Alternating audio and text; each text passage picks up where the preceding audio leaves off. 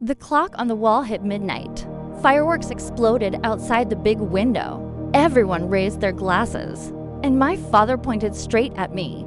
"Time to cut off the useless people," he said loudly, his voice thick with champagne. "Starting with you, Emily." The room went dead silent. 23 people. My mother froze with her glass halfway to her lips. My sister Sarah looked at the floor. Uncle Mark coughed once and stared into his drink. No one spoke. I stood there in my black dress, the one I bought 2 days earlier because Dad said the family needed to look respectable this year. My hand was still holding the champagne flute. The bubbles kept rising even though everything else stopped. He didn't smile. He didn't laugh like it was a joke. He just looked at me with those cold gray eyes I had known for 34 years and waited for me to react. I didn't. I set the glass down on the table behind me. Slowly, carefully, the crystal made a small click against the wood. That sound was the only thing anyone heard for several long seconds.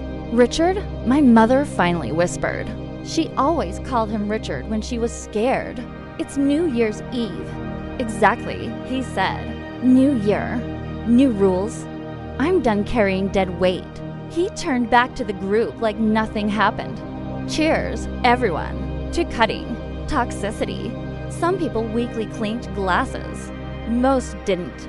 I could feel their eyes on me, but I kept my face calm. I had practiced that face for years, because what my father didn't know, what none of them knew, was that I had been carrying this entire family for the last 9 years, and I had the receipts. I left the party 10 minutes later. No dramatic exit.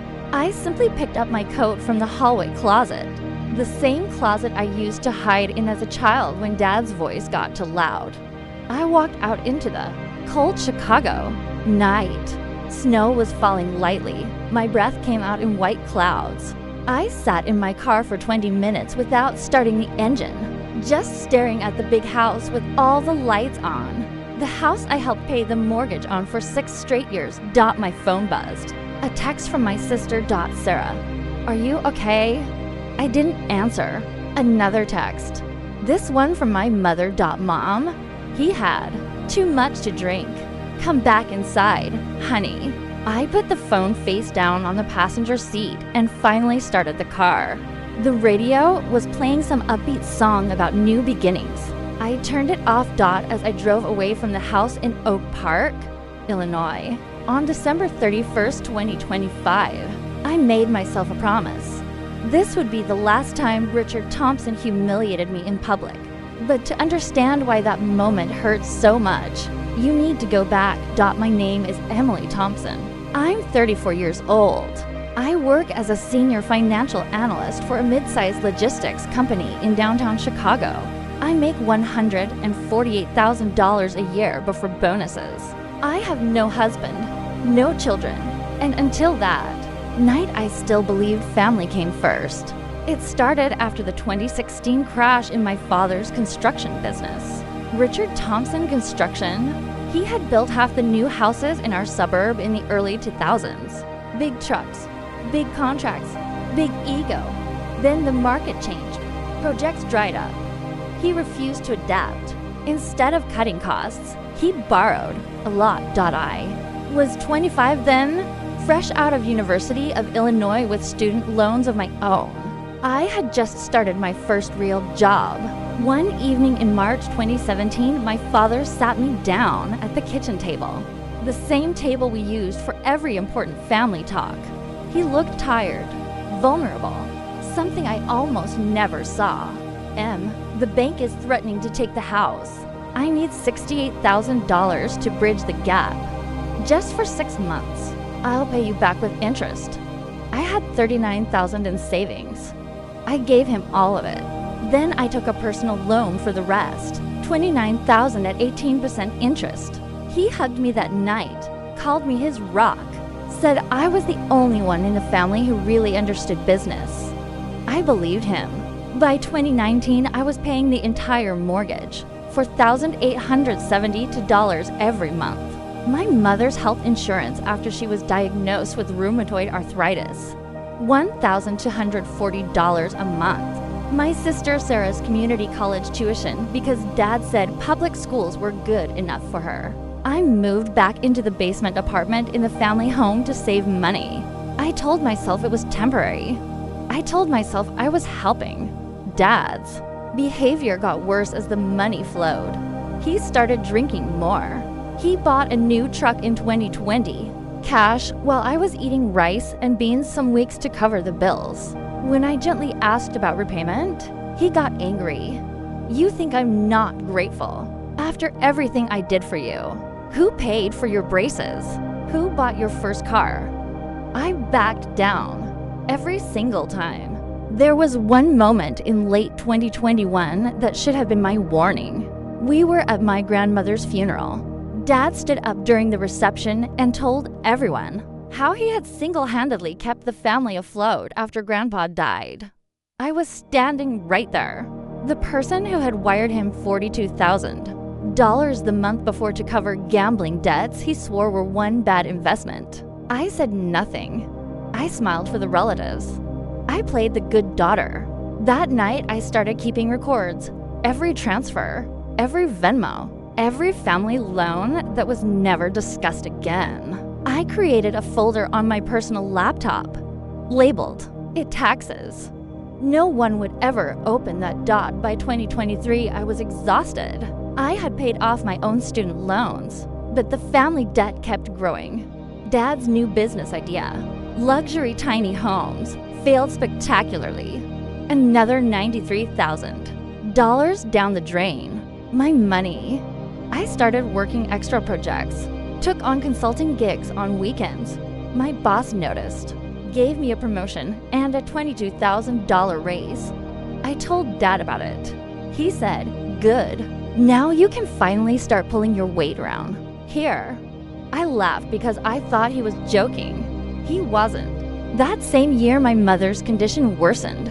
She needed new medication that insurance wouldn't fully cover. $2,100 every month. I paid it without being asked. Sarah, my little sister, wanted to transfer to a 4-year university, University of Michigan. Dad told her I would handle it. I did. $48,000 for 2 years, plus housing. Every time I tried to set boundaries, Dad would find new pressure points. In summer 2020, for he had a minor heart scare. Nothing serious. But suddenly he was talking about mortality and how he regretted not spending more time with his daughters. He cried real tears. I wired him $15,000 for medical expenses and peace of mind. 2 weeks later, he was on a golf trip in Florida with his buddies. I said nothing. The open secret in our family was that Dad had been having affairs for years. Different women, different excuses. My mother knew. She chose silence. I knew too, because I had seen messages on his phone once when he left it on the kitchen counter in 2022. A woman named Carla. "Can't wait to see you in Vegas, baby. Bring that black card." I never told anyone.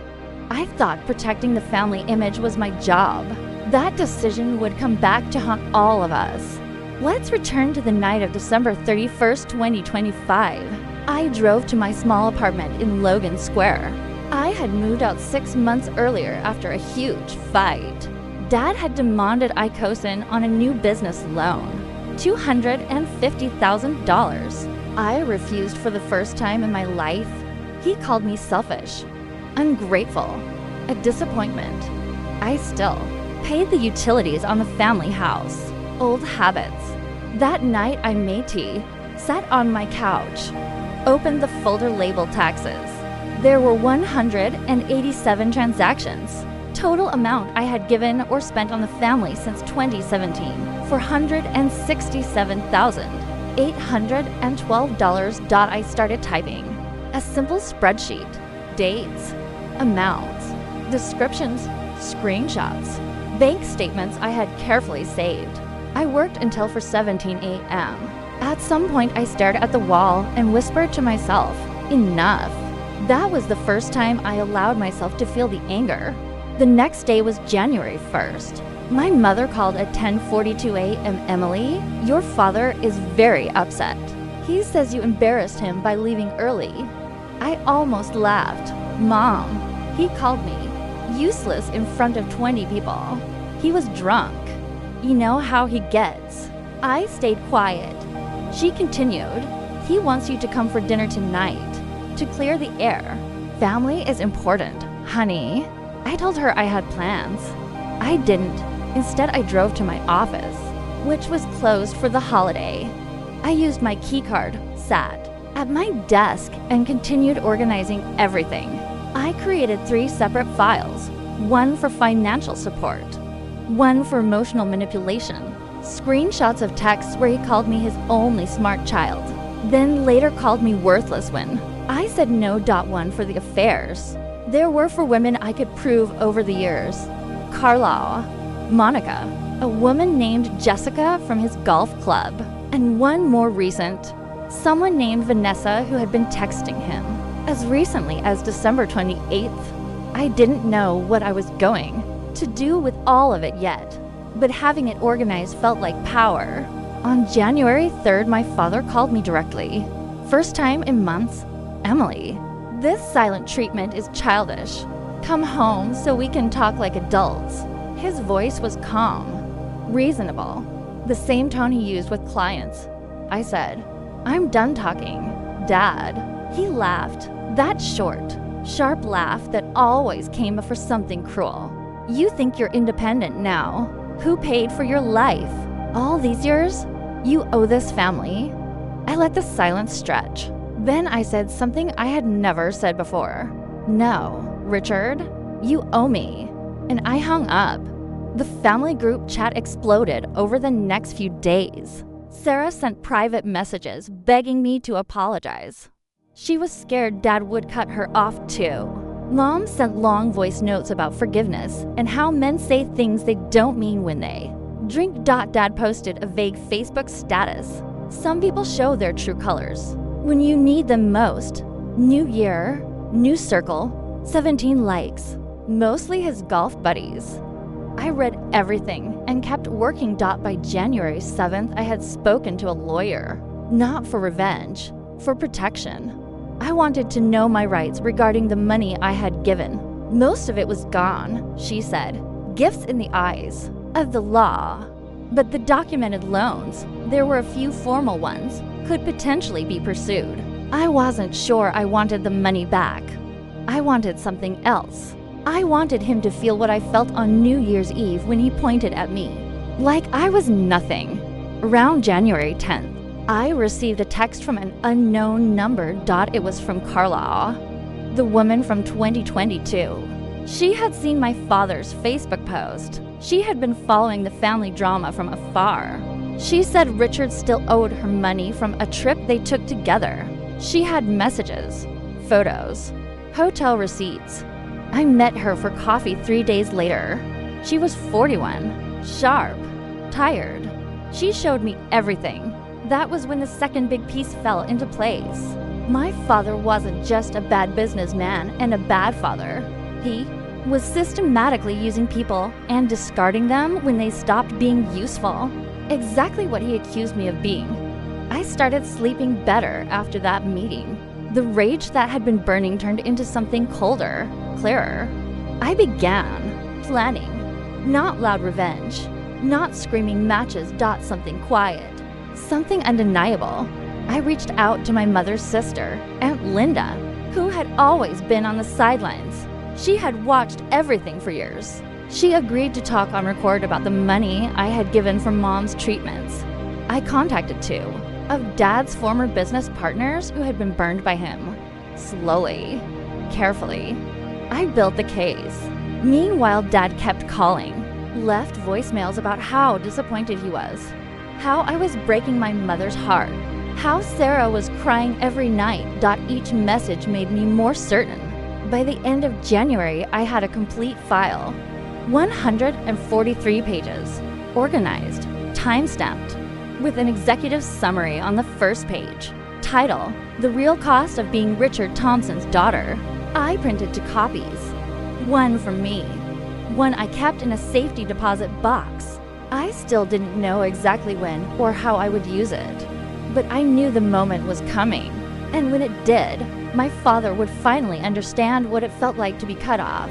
Asterisk, I didn't rush. I waited until February 14th, Valentine's Day, the day my father always took my mother to the same steakhouse in downtown Chicago and posted pictures about eternal love.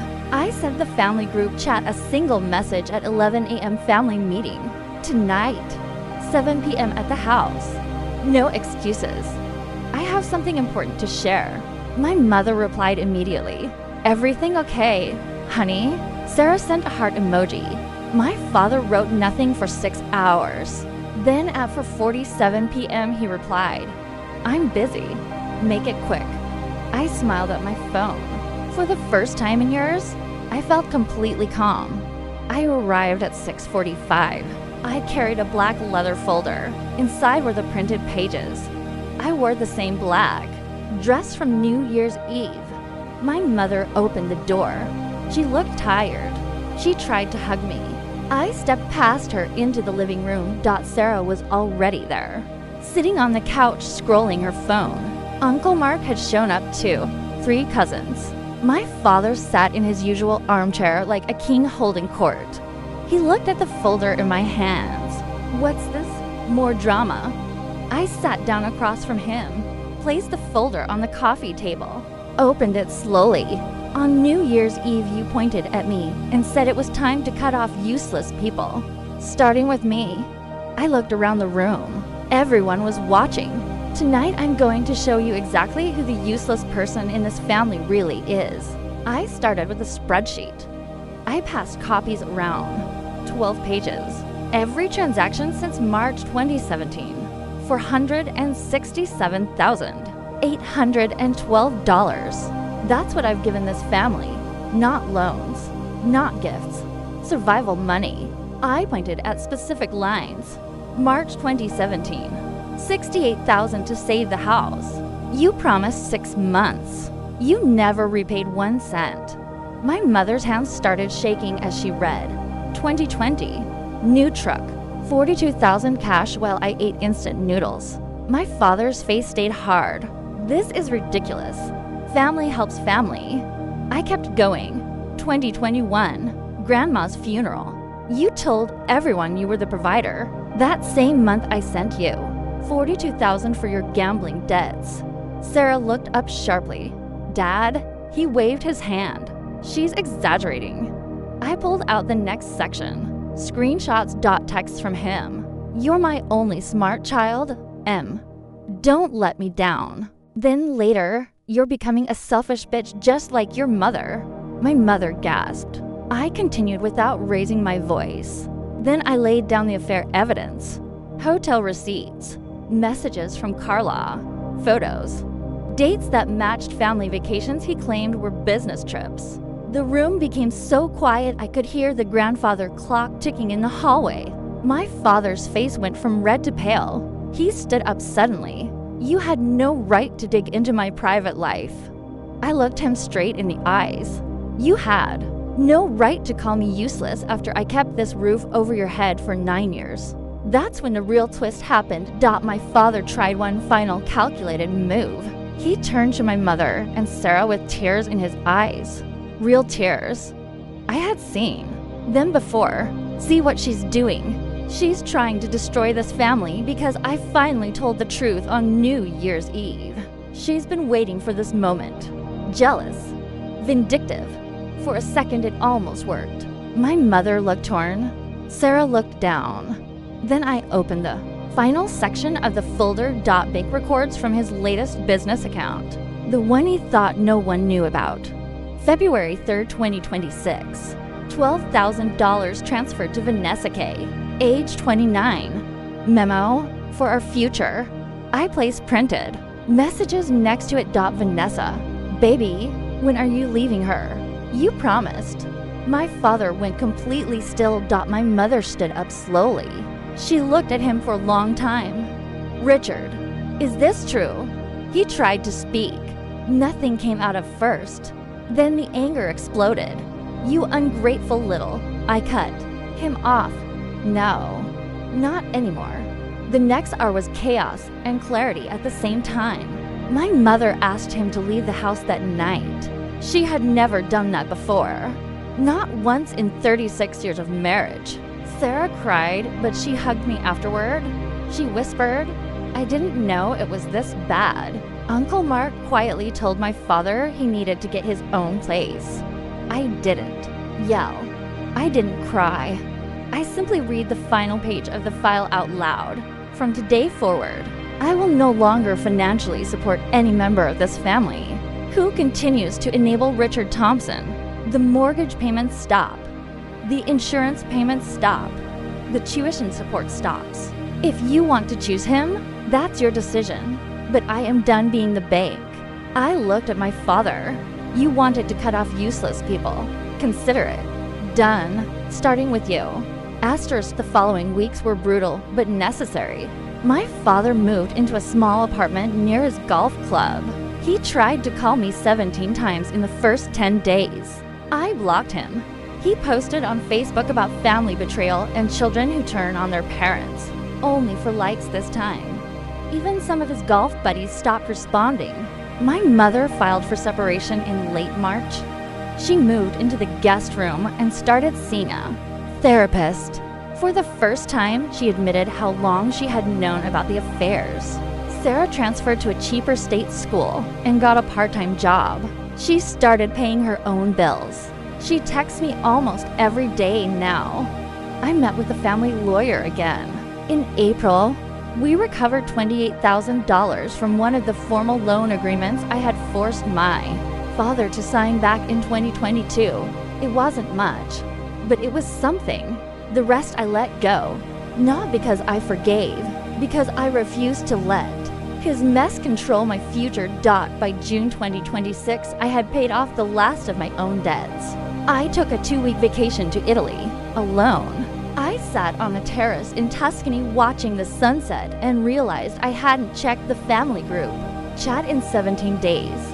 I felt lighter than I had in years. My father tried one last time in May.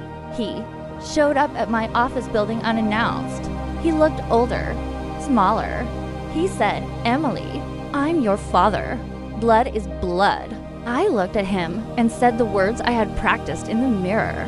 You stopped being my father the moment you pointed at me on New Year's Eve.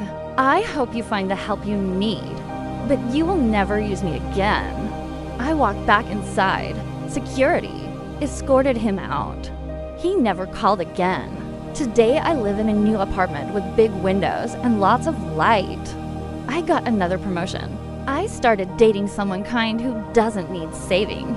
I still keep the black folder in my safety deposit box, not out of anger, as a reminder of what I'm no longer willing to accept. The family is fractured. Some relationships are healing slowly. Others probably never will. But I finally understand what my father taught me that night, even if he never meant to. Sometimes cutting off the useless people is the kindest thing you can do for yourself. What would you have done if your own father pointed at you on New Year's Eve and called you useless in front of the entire family? Would you have stayed silent like I did for yours? Or would you have acted sooner? Tell me your story in the comments. I read every single comment. Every. Kun.